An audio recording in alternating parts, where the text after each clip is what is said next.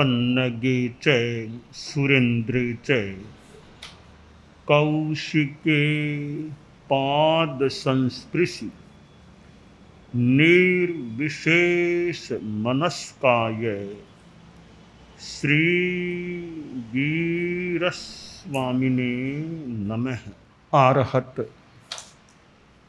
वाङ्मय में कहा गया है, सवणे नाणे बिन्नाणे पच्चखाणे य संजमे अनन्नवे तवे चेव वो दाने अकिरिया सिद्धि आश्रय। आदमी मोक्ष पहुंचे, मोक्ष तक की यात्रा के संदर्भ में एक मार्ग बताया गया है कि कैसे मंजिलें आगे से आगे मंजिलें आने वाली हैं। एक मार्ग बताया गया है कि साधुओं की पर्युपासना करो। श्रमण माहन यानी हम यो माने जो श्रमण हैं, साधु हैं, उन साधुओं की पर्युपासना करो। पर्युपासना करने से क्या लाभ हो सकेगा? पहला लाभ बताया गया कि तुम श्रमणों के पास बैठोगे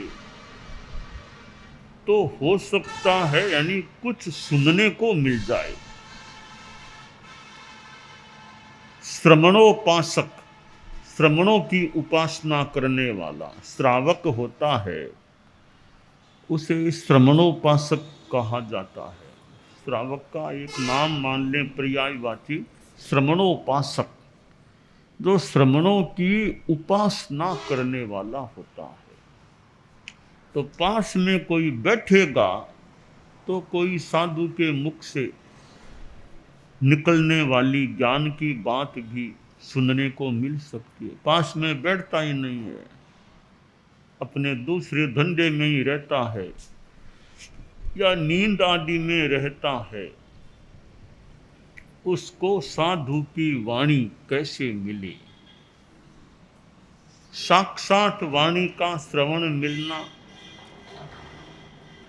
और अथवा आजकल की जो यांत्रिक सुविधा है, सोशल मीडिया है, टेलीविज़न है, कि साधुओं के ठिकाने में तो नहीं गए,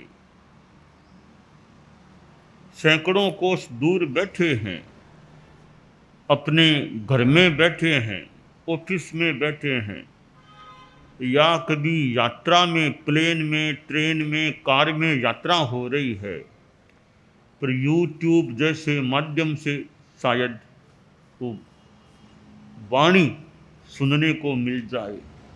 तो साधुओं के ठिकाने में तो नहीं गए, मानो इनडायरेक्ट रूप में साधु आपके पास आ गए, इनडायरेक्ट रूप में। तो प्रवचन आ रहा है, सामने दिख भी रहा है कि महाराज बोल रहे हैं।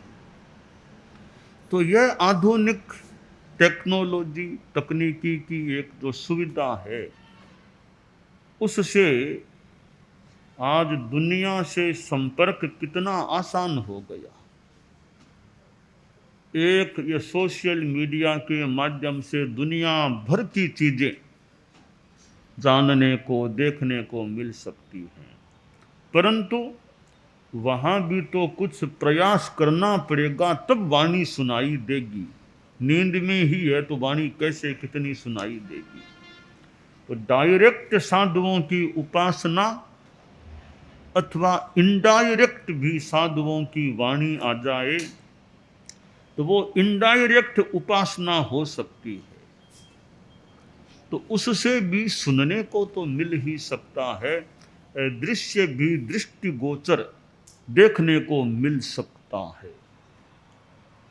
अब सुनने को मिलना यह साधुओं की पर्युपासना का पहला लाभ, कुछ सुनने को मिल गया।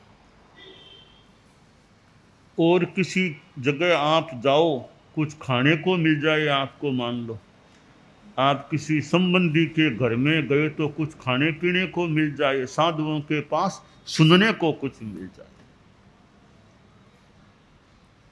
तो वो श्रवण होता है। श्रोत्रेंद्रिय का काम है सुनना। आंख और कान ये दो बड़ी सशक्त सक्षम माध्यम हैं ज्ञान प्राप्ति की।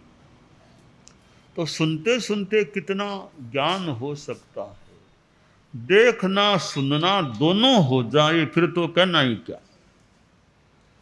टेलीविजन में देखना और सुनना दोनों हो सकता, सोशल मीडिया और यूट्यूब ये देखना सुनना दोनों हो जाए। तो जहाँ देखना सुनना दोनों होते हैं वहाँ बात और ज़्यादा सक्षम मजबूत बन सकती है। एक तो किसी ने कह दिया भी, नंदीश्वर द्वीप एक और है कि सुन लिया, एक जाकर देख भी लिया, तो बात कन्फर्म बहुत ज़्यादा स्पष्ट हो सकती है। तो श्रोत्रेंद्रिय और चक्षुरेंद्रिय दोनों के द्वारा जो बात जानी जाती है वह ज़्यादा क्लियर संभवतः हो सकती है। तो संतों की पर्युपासना का पहला लाभ है श्रवणे, कुछ सुनने को मिल जाए। अब सुनने को मिलता है, सुनते सुनते कई बातों का ज्ञान हो सकता है। प्राचीन काल में ये इतने साधन कहाँ थे, इतनी किताबें कहाँ रही होंगी। आज तो लाइब्रेरीज है, किताबें मिलती है। जैन विश्व भारती में कितनी किताबें मिलती होंगी, वर्धमान ग्रंथागार में पुरानी और कितनी प्रतियां किताबें, और वहाँ की प्रकाशित पुस्तकों के भंडार भी जैन विश्व भारती में। और भी दुनिया में कितने ग्रंथागार यूनिवर्सिटीज में और में जगह जगह। और वैसे जैसलमेर का वो भंडार कोई देखे और ये पाटन का कोई भंडार देखे, और भी कई ऐसे ज्ञान के भंडार जो खासकर जैनिज्म से संबंधित जो ज्ञान के भंडार हैं। अब कितनी सामग्री वहाँ से मिले, कितनी कोई पढ़ सके। और दुनिया में जगह जगह जो विश्वविद्यालय हैं, स्कूल हैं, और हैं, ऐसे ही नगर में लाइब्रेरी हैं। तो जगह जगह पढ़ने की किताबें, पांडुलिपियाँ आदि सामग्री मिल सकती है। तो इनसे पढ़ कर के भी ज्ञान हो जाए। पर कई बार पढ़ने से पर्याप्त ज्ञान नहीं होता, साथ में कोई पढ़ाने वाला बताने वाला मिल जाए तो बताने वाला बताएगा तो हमें कान का उपयोग करेंगे तब बात पकड़ में आएगी।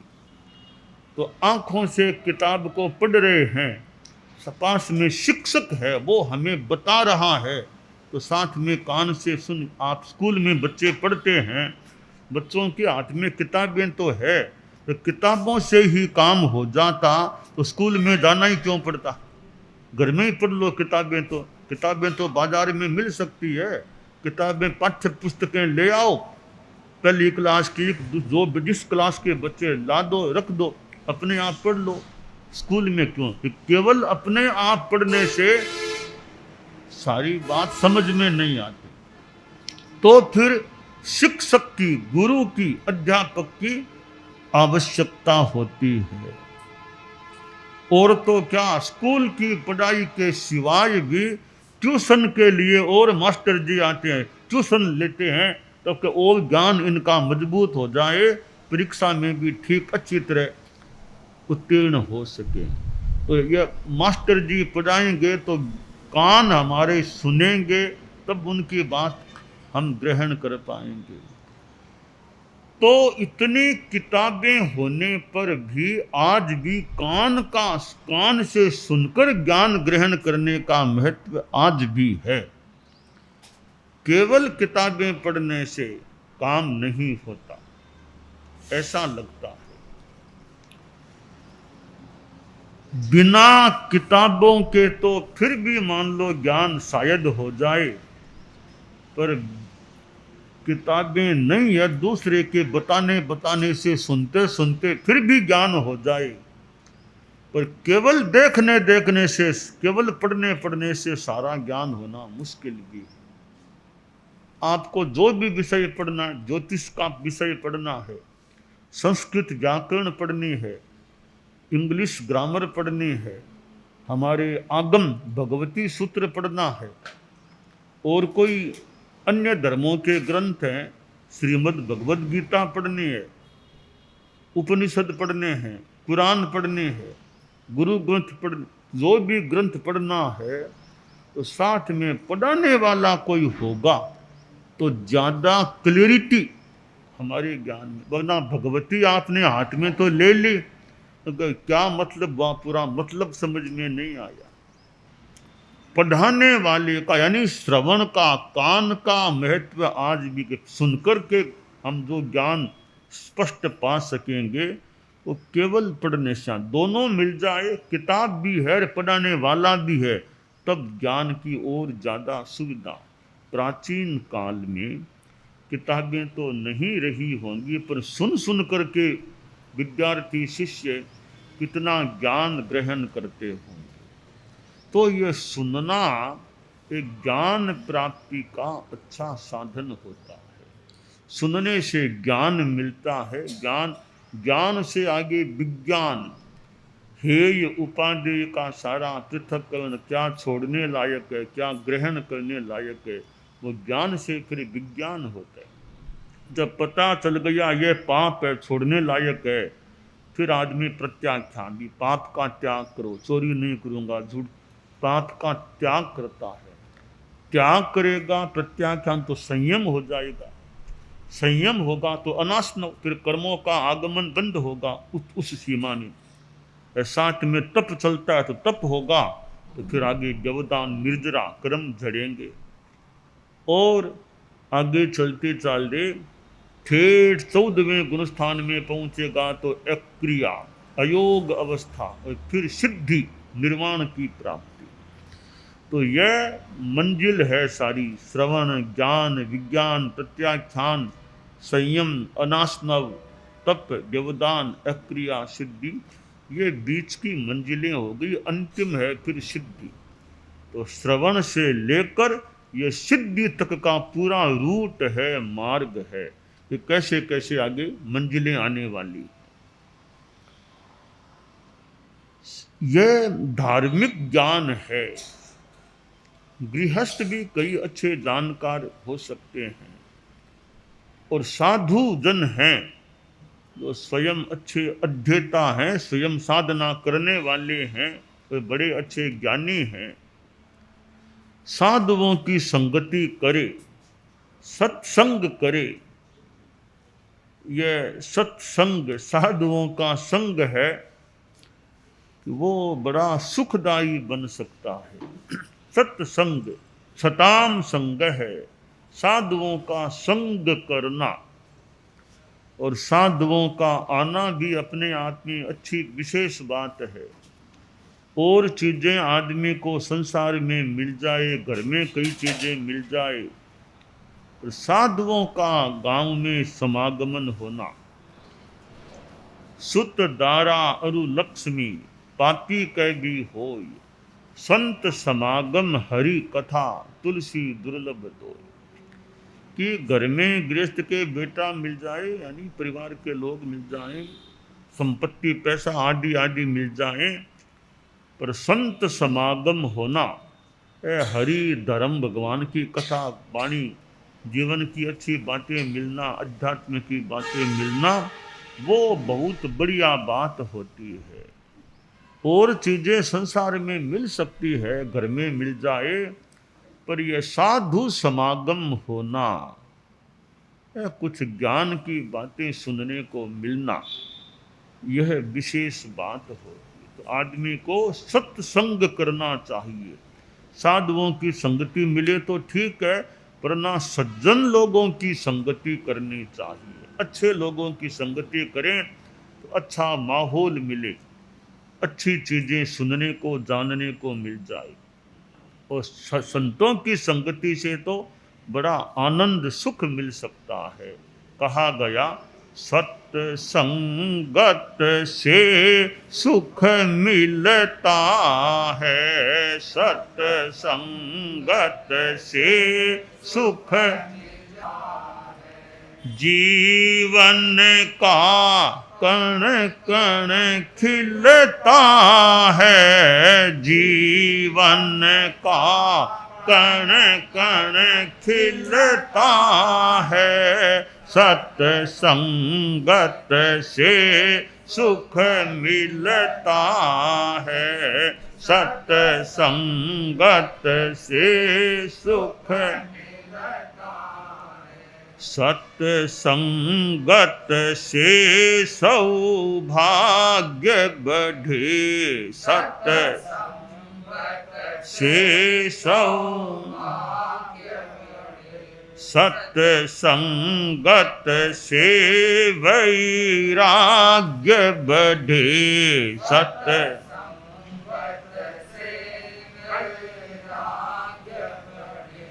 दीपक से दीपक जलता है, दीपक से दीपक जलता है, सत्संगत से सुख मिलता है, सत्संगत से सुख, सत्संगत से सद्ज्ञान मिले, सत्संगत से सद्ज्ञान, सत्संगत से भगवान मिले, सत्संगत से हम सिद्ध योगी आचार्य श्री महाप्रज्ञ से प्रेक्षा ध्यान का एक प्रयोग करें। आपको एक प्रयोग कराया जा रहे हैं श्वास प्रेक्षा का। 5 सेकंड में श्वास लेना है, 5 सेकंड भीतर रोकना है और 5 सेकंड रेचन करना है और 5 सेकंड बाहर रोकना है। इस प्रकार 20 सेकंड में एक श्वास। सावधान रहे, श्वास भरे, भीतर रोके, रेचन करे, बाहर रोके, श्वास भरे, भीतर रोके, रेचन करे, बाहर रोके, श्वास भरे, भीतर रोके, रेचन करे, बाहर रोके, श्वास भरे, भीतर रोके, रेचन करे, बाहर रोके, श्वास भरे, भीतर रोके, रेचन करे, बाहर रोके, श्वास भरे, भीतर रोके, रेचन करे, बाहर रोके, श्वास भरे, प्रयोग संपन्न। तो ये ध्यान के बहुत छोटे प्रयोग कराए हैं और इनका स्वयं बार बार अभ्यास करें तो एक अच्छा अभ्यास हो सकता है। ओम आत्मा।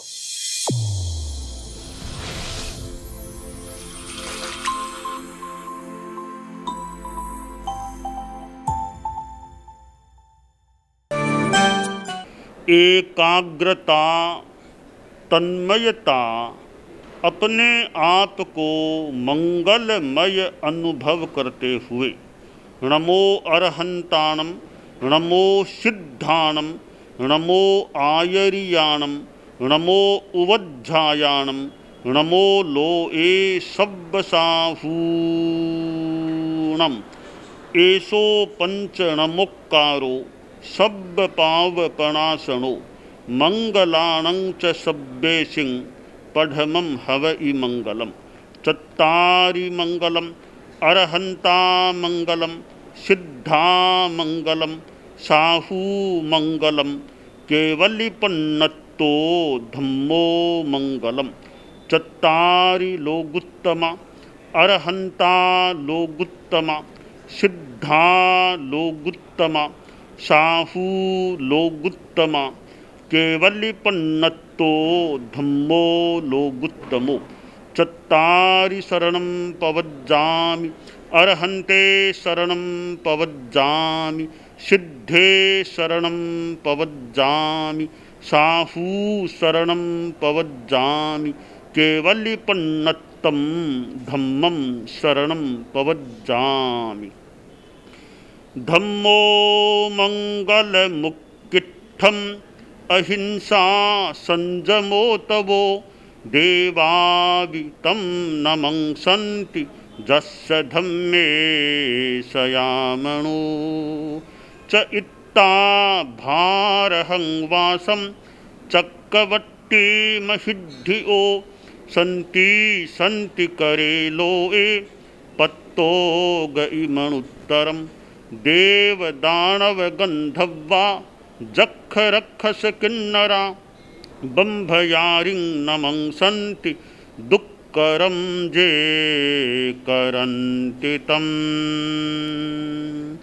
मंगलं भगवान् वीरो, मंगलं गौतमो गणी, मंगलं स्थूलभद्राद्यः जैनधर्मोऽस्तु मंगलम्।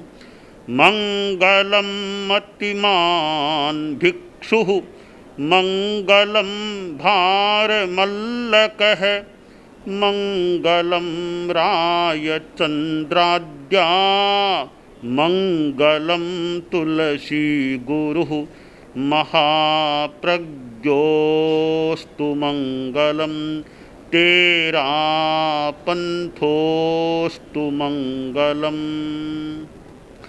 विघ्नहरण मंगलकरण, स्वामी भिक्षुनो नाम, गुण ओळख समरण किया, सर अचिंत्या काम।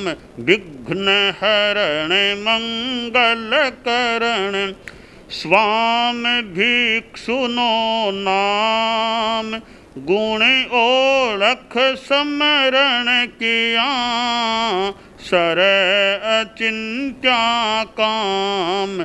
विघ्नहरण मंगलकरण, स्वामी भिक्षुनो नाम, गुण ओळख समरण किया, सर अचिंत्या काम, सर अचिंत्या काम, सर अचिंत्या काम।